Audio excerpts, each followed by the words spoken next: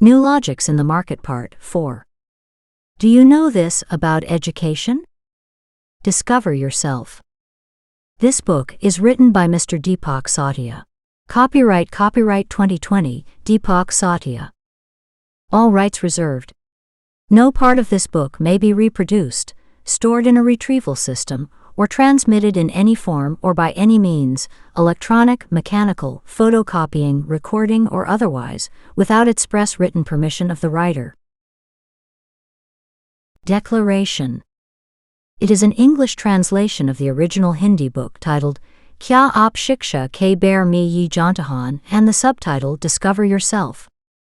The translation was done with the help of MS Word, Google Translator, and Grammarly.com. Thank you, guys. Apology. There may be some grammatical mistakes in this book. I have tried hard not to make any mistakes, but mistakes may have been made. There are two reasons behind this. First, I am not good at grammar, and secondly, human errors are always possible. So I request you to focus on feelings and sentiments, not words. It is possible that many things written in it may not be liked by you, or the content may hurt your feelings. For that, I apologize to you in advance, and request that before any reaction you try to read and understand this book completely. Half or incomplete information only causes problems. If you read and understand this book completely, only then you will realize my clear intentions automatically, and that won't hurt your feelings. Team. The original book has been edited by Shri Sawan Vishwadhar and Shri Kulbir Singh. Shri Sawan Vishwadhar took over the responsibility of script supervision too. Maximum errors in words have been removed with the help of Shrimati Krishna Devi. Shri Bajendra Sharma, Shri Trilochan Kumar, Shri Abhishek Sharma, and Sushri Kriti have done a noble job of throwing light on additional issues. Shri Trilochan Kumar has given blessings in the form of a foreword. The English translation is done by Sushri Kriti and Deepak Satia. Thank you all. Please keep laughing and spread the laughter around you and enjoy human life to its fullest. Dedication. This book is devoted to our real Bharatiyas. Forgive us that we have so far didn't find you. Gratitude and consideration. I am thankful to all the teachers who came in my lifetime. Whatever you all have done, I have learned from it. This is the reason that being literate, I am able to express my thoughts through books. First of all, I am thankful to the late Shri Dr. Himmat Singh Sinha. He lived in Kurukshetra, Haryana. The biggest specialty of Dr. Sinha was that he used to keep his personal thinking completely away while talking about any subject. The subject on which he used to talk, it seemed that he was engrossed in it. While talking about atheism, he looked like a true atheist, and while talking about theism, he looked like a true believer. This great quality makes him a great teacher. All teachers must take this quality from him. I am also thankful to Dr. Sinha's colleague who asks him questions and puts them on the YouTube channel called The Quest. Friend, I did not know your name, but if you were not there, curious people like me would never have met such a great Guruji. Therefore you also accept my salutations.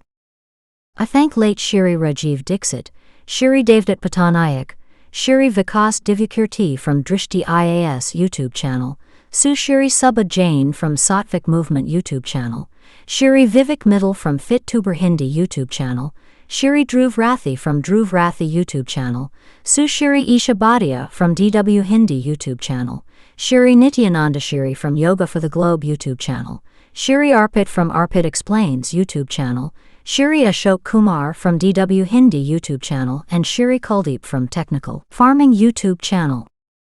They not only increased my knowledge, but also made my research much easier.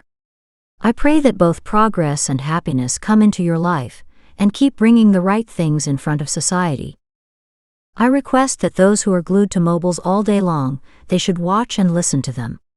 Your mobile will also remain with you, and some good information will also enter your mind. I am counted among those few creatures who get the opportunity to study from their mothers. Well, Mommy G, I still remember the table of 6 that you made me remember. You have taught me many more things. Thank you very much for all of them. In this age, you are changing your nature. You are trying to gain real knowledge by discarding hearsay. It gives me a lot of relief and a lot of pride as well.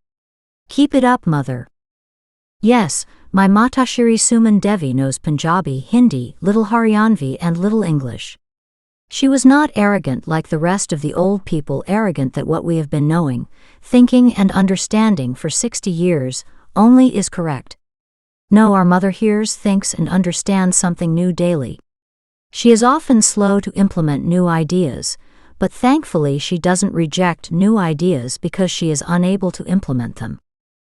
Our mother often also says sorry to us. Isn't it strange? I know, because the elders of your house will never say sorry, they will not even admit their mistake.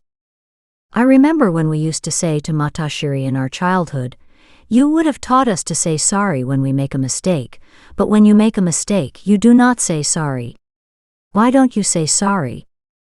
Then Matashiri used to tell us with great confidence, according to her knowledge of that time, elders don't say sorry to kids. Today she has understood that what she had at that time was not knowledge but ignorance. Her ignorance of that time has become real knowledge today. She also says sorry when she makes a mistake, and takes blessings from the person in front of her by giving peace to her mind. Like other old people, she does not make their old age more and more difficult by collecting curses day and night without saying sorry, hurting others day and night. There was a time when my mother wanted to go to the supreme abode as momentarily as she crossed 60, but now she has understood that human life is given only once. Use it as much as possible. She also understands that the body is a machine, and that the machine needs to be maintained. That's why she does yoga, pranayama, walks and sometimes runs too. When I look at the rest of the old people in my family, my relatives and my society, they look old, but my mother has got the title of elderly. Although her peers often engage her in the same old things and the same old conversations, when she is alone, she behaves as a real wise woman should behave. I got the quality of laughing, wit, and singing from Matashiri only. Since childhood, she has been telling us stories, idioms, and proverbs. The situation is that I and my brother are always on the lookout for such opportunities, when we can recite Matashiri's dialogues to her. For example, Apni manje nich sodi pharaoh, check under your bunk, ha ha ha. This means that before finding faults in others, check yourself. Then Matashiri laughs as well as gets angry. Those scenes are very attractive. If you look from my point of view, it is Matashiri who has created our language. At this time, I also remember my second mother, i.e. Indu Masi. One of his daughters had said in 2015, "Don't ever take my mother's name." That's why I didn't take it for so many years, but am taking it today. Do whatever you want to do. Indu Suman, both sisters are similar. Both sisters indulged in cracking jokes all the time. Jokes with words or actions remain active all the time. They do not discriminate even in their prey, whether it is an old man, a new son-in-law or a 1-year-old boy or girl. There was such a famous dialogue about both the sisters, which we got bored listening to. There is never a fight between Indu and Suman. We are children. We have the right to fight with each other. Even today we are angry with each other somewhere, but deep inside we are the same as always. As an example, I'll just say that, "Hey Neha." That's all, and everyone will be laughing till their stomach hurts. This is the love of brothers and sisters. Then we grew up and became cousins. But love is still the same. Worldliness has cooled it, though it has not extinguished it. So we will keep on fighting with each other for our whole life, and will also keep on persuading by making excuses. Just as once I had patched up with Richu Rohit in Nanki grandparents' house, on the pretext of dogs. Well, why doesn't Indu Suman fight? This secret was also exposed by a sister. Jadan v Mildian, Maguma ke Sojandian, fair ldna kado. Yes, whenever these two meet and fall asleep with their backs toward each other. How could they fight again? Maybe in dreams. These two sisters are so clever that they never speak bad things about their family in front of us, but openly speak bad things about their children to each other. Earlier, it used to irritate us a lot. We used to think that we five have all bad qualities and the rest of the world is good. But now I understand that they used to do well. They simply tried to correct us by pointing out our faults. If they point out the mistakes of others in front of us, then we will remember that only. That could bring bitterness in relationships. Apart from this, it is also true that the listeners are only interested in having fun without giving solutions. Indu Masi always teaches me something or the other. She used to buy me nice clothes. She knows that Deepu's stomach is not full even after eating 5 paranthas. She loves me very much. She is very happy whenever there is any achievement in my life. Well, I salute the pair of Indu Suman. You both have done a lot for me. I am sure that somewhere you must be proud of me. I will be grateful to you for the rest of my life. I pray that you separate yourself from the nonsense of worldliness, and again become the way we knew you. This means without hurting anyone's heart, keep laughing and make others laugh. So that whatever stage of age you are passing through, you can enjoy life by staying healthy. Live life as elders, not as old people. As always, I thank all my readers. You are the people who make me feel that I am also a canon, otherwise I look like a cracker. So keep your love and pray that I rise above the canon and become a missile. Such a missile that neither pollutes nor kills life. Such a missile can spread the message of humanity to millions and billions of people in a single stroke. I am also thankful to Sawan Vishvadar, Satya Saraj, Krishna Devi, Trilochan Kumar, Abhishek Sharma, Bajendra Sharma, Kulbir Singh, Satvinder Kumar, Rajat Kumar and Kriti. With the help of all of you, this book has become special from ordinary. Please keep helping me. From the bottom of my heart, I appeal to Mother Nature and Father Thought for all of you that you all always be healthy with your heroes or heroines, keep smiling and keep playing your important role in building the society. Trilochan Sir always mentions one thing. He says that after making the earth a hell, we humans are looking for life on other planets so that they can destroy that planet like the earth. This is very serious and absolutely true. That's why all of you have more responsibility towards Mother Earth. Many forces are hell-bent on destroying the earth. In such a situation, there should be a team that comes to protect the earth. If you look carefully, we are all the same team. Yes, Voldemort, name given to evil, the main villain of the Harry Potter books, has kept us all trapped in our wells, but sometimes we do get out of those wells. Just at that time, we have to play our role in the society. All of them together will keep showering untested ignorance. We will also go on sharing our tested knowledge by being insolent and shameless. If you persist, then slowly our team will start growing, because everyone's conscience knows the truth. Everyone will join our team shortly or later. The growth of our team means the survival of the planet Earth. Thank you. Deepak Satya. From the pen of the author. This is not the main book written on education. Research necessary for the main book is still underway. I want to know the education system of ancient Bharat very well. Then I will make such a book by connecting it with the challenges of the modern era, which will benefit universally. You will say that when the research for the main book on education is going on, then why did I write this book? My friends, the need for this book also arose in the same way as the need for Kya Apnash Ke Bar Me Ye Jantahan. Treatment can be given only to those who are aware that they are patients. Otherwise, you will keep on giving signals to them, and they will take the disease from the first stage to the last stage.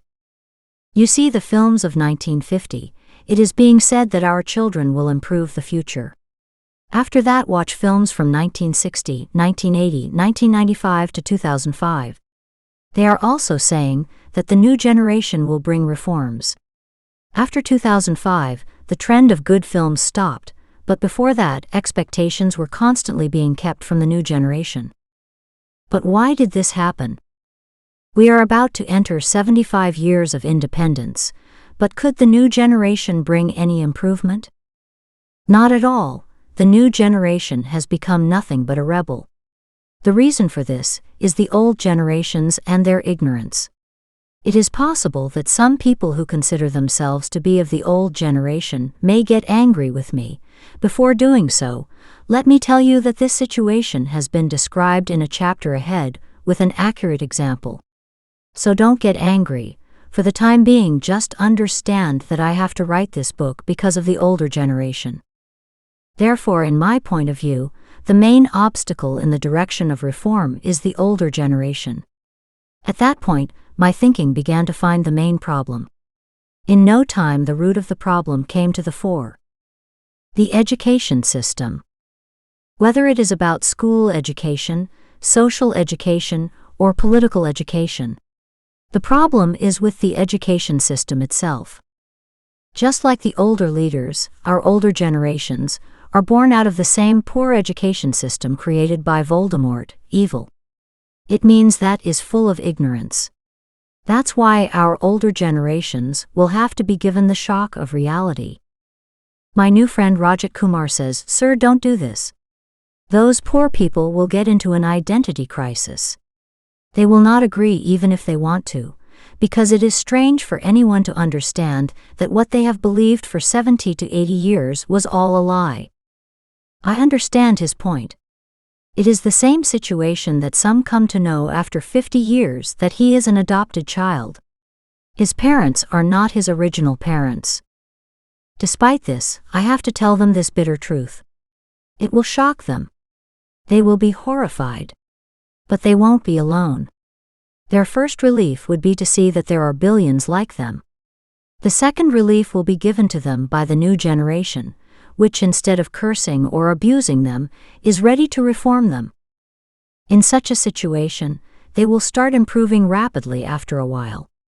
Then they will experience the freedom that was always hidden from them. Then they will rise from the religion caste.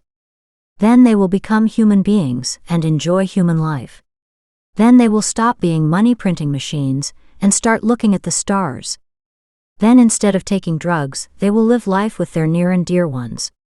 Then they will start doing the work for which for thousands of years they had written applications to Mother Nature. Please make us humans. This book has been prepared for this purpose only. You leave the new generation to their condition. They are capable enough to create a better world on their own. They are accompanied by Mother Nature and Father Thought. No matter how powerful you are not more than Mother Nature. No matter how knowledgeable you are nothing compared to the Father Thought. That's why either improve or leave the new generation with the support of Mother Nature and Father Thought. Thank you.